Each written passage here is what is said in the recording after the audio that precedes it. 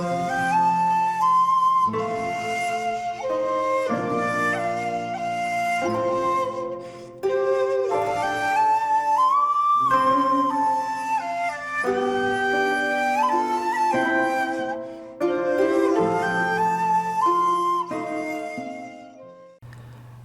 there, this is Solid Sharon from Solid Sharon Films, and welcome to another Top 10 video. I haven't done a Top 10 for a little while, but I thought to celebrate the long-awaited release of Powell and Pressburger's 1955 film O Rosalinda, which is their second, essentially a filmed opera. This one, Die Fledermaus. I thought I would just do a fun little top 10 musical list. Now, some of them are bordering on the edge of being musicals, but I'm calling them musicals anyway. Now, I haven't watched Rosalinda yet. I'm keeping that for a special occasion. I'm not the biggest fan of musicals, certainly in the traditional sense of Carousel and The Sound of Music and The King and I and Seven Brides for Seven Brothers. But there are some odd little musicals that I do rather like. Again, let me know in the comments below your top 10 musicals, or your top 28 musicals, or your top 2 musicals, depending on how much you like musicals. So I'm going to start with a fairly traditional one, and it's The Wizard of Oz. The Wizard of Oz, when you're a young child, does kind of affect you. Just that black and white to Technicolor moment is certainly one of the earliest moments of kind of the magic of cinema. We all know the story, being transported to a fantasy land where you become somebody important, but you actually just want to go home. I mean, personally, I would just quite like to be transported to a fantasy land and not come home. That was always kind of the downside of films like The Wizard of Oz or books like The Lion, the Witch and the Wardrobe. You have to come back to reality, which if you're living in a farm in Kansas or living in the Blitz in World War II, the reality is not quite as enjoyable as the fantasy. Anyway, I digress. Number 9 is Bugsy Malone by Alan Parker. Again, it goes back to the childhood and seeing this bizarre film about gangsters and about prohibition, but cast with children. Probably couldn't get away with it nowadays. Jodie Foster and Scott Baio, and the songs, there's some absolute classics by Paul Williams, who will feature later on in the list. And again, that final song at the end about we could have been anything that we wanted to be is still quite powerful and quite moving, as the last custard pie falls and hits the piano player. It's a bizarre, strange little film, but again, it harkens back to a simpler time when people could kill each other with cream pies instead of guns. If only reality was like that. Number 8, strangely enough, is harking back to a younger time when I was younger. It's Labyrinth. It's technically a musical. There's some songs in it. David Bowie, who's the Goblin Prince, he sings some songs. This is a nice Mondo Steelbook. Again, Jennifer Connelly, before she was forced to do degrading sex acts in Requiem for a Dream, she was a young girl transported to Fantasyland to save her younger brother, who she secretly hates, from the clutches of the Goblin King and David Bowie's enormous codpiece. It's obviously about sexual awakening and such things. It features the Bog of Eternal Stench. Yes, there's not a lot of songs in it, but I'm counting it as a musical. Next on the list is number 7, and it's Muppet Treasure Island. My favourite Muppet film. I know a lot of people say Christmas Carol is the best Muppet film, but I prefer Treasure Island. Apart from anything else, it features Tim Curry, who has a fantastic turn as Long John Silver and performs one of the classic hits from the soundtrack, Professional Pirate. There's also the wonderful Cabin Fever, which is just a fantastic song.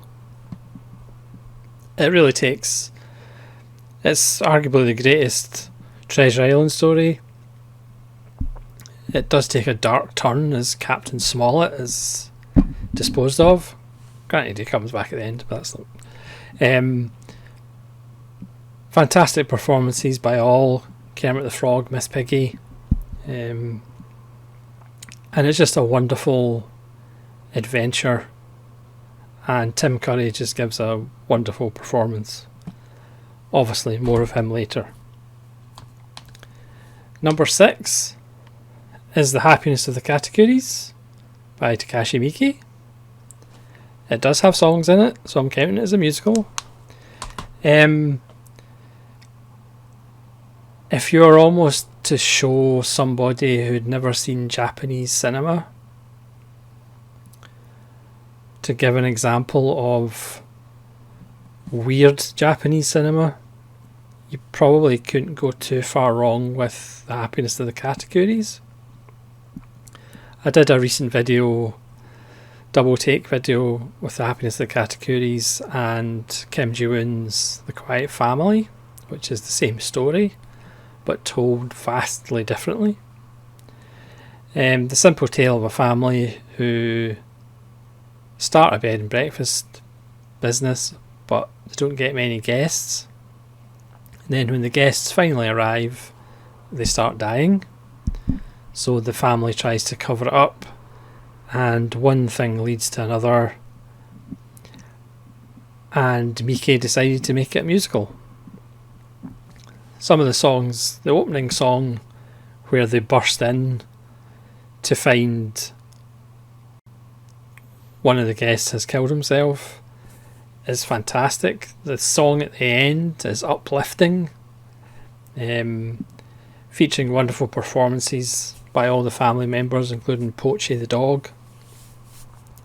It really is a film that puts a smile on your face, and I guess that's kind of one of the reasons why people like musicals, or one of the jobs of musicals, to put a smile on your face.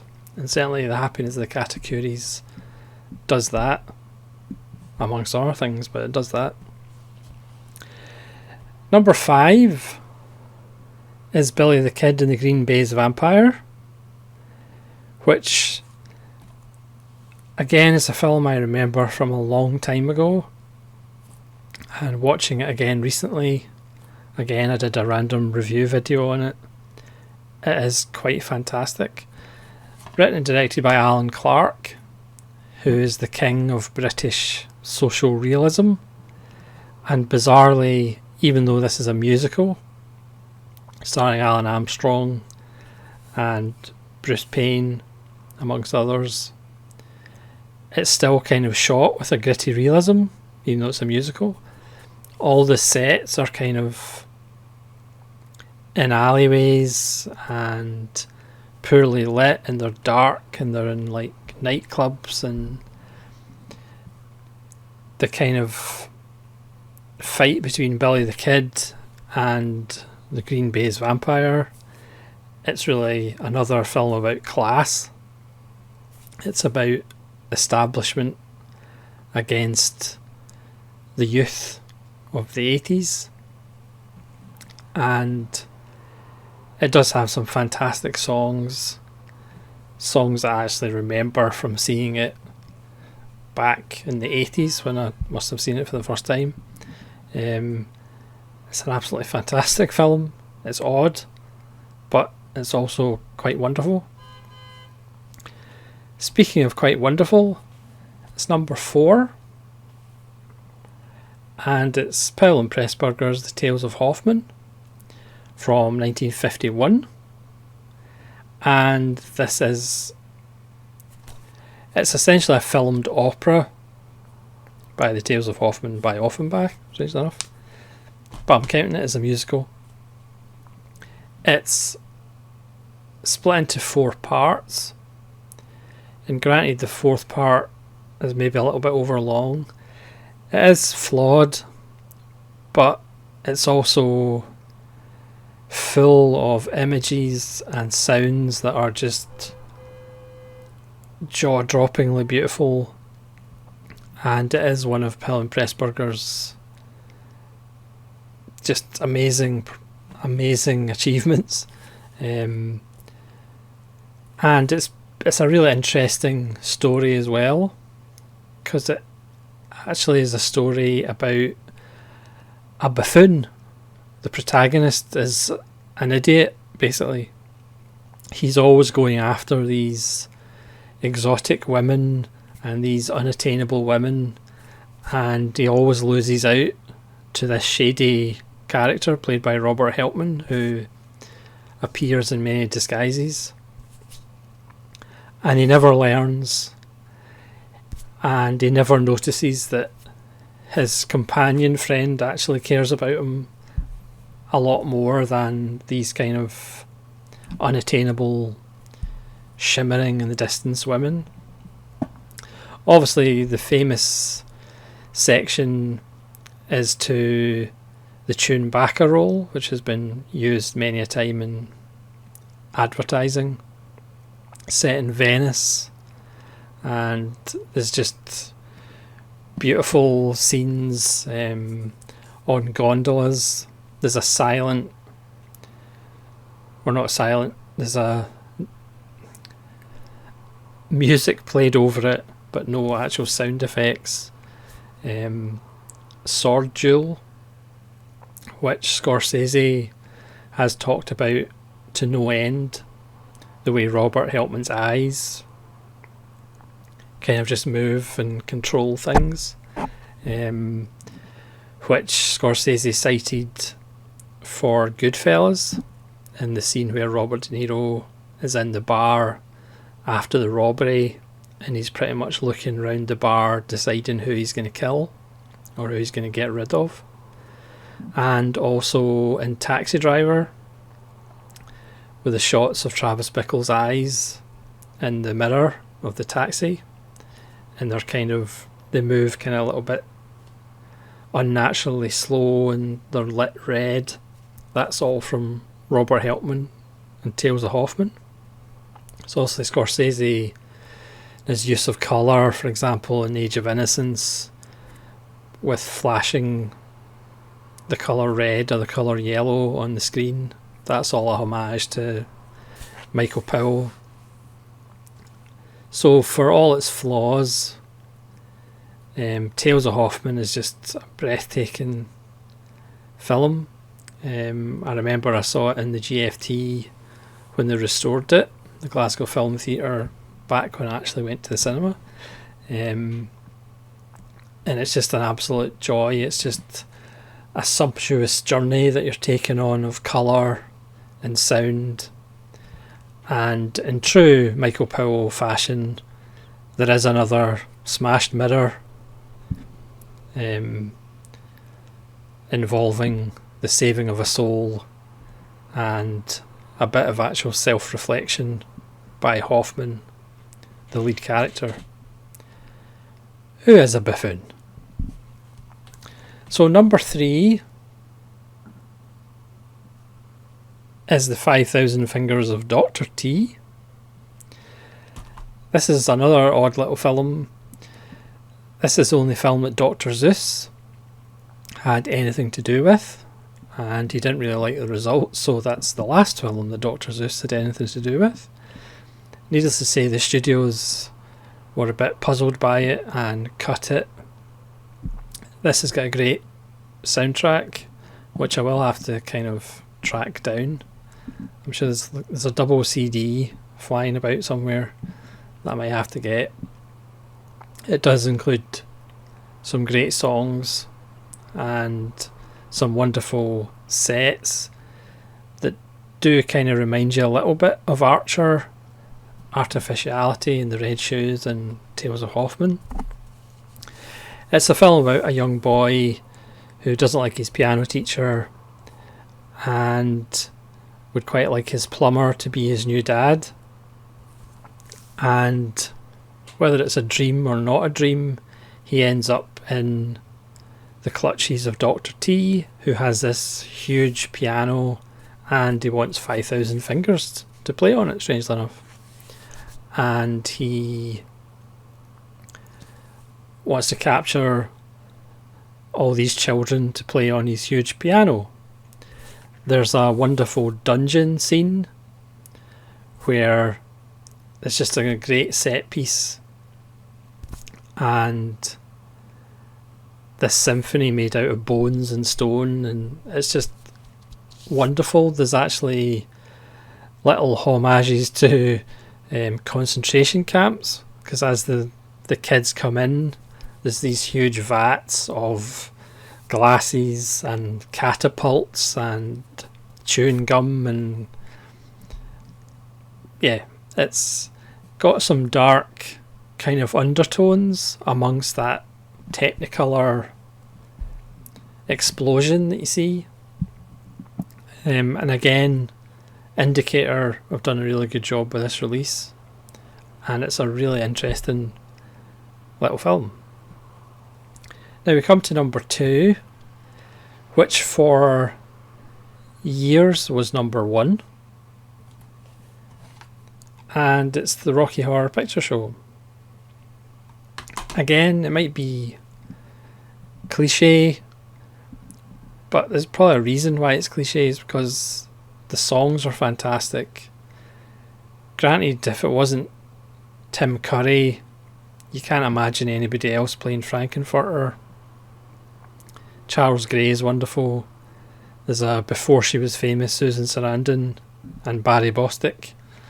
It was, and still is, kind of a little bit subversive. The thing about Frankenfurter, you actually care about him at the end when he's about to be offed by his cohorts turned villains who want rid of him. I'm sure everybody's seen it. Granted, I'm not that much into it that I'm going to go to a cinema and join in, but it always was this strange little film that you watch in the middle of the night when nobody else is watching, and it is quite wonderful. And again, the score is fantastic.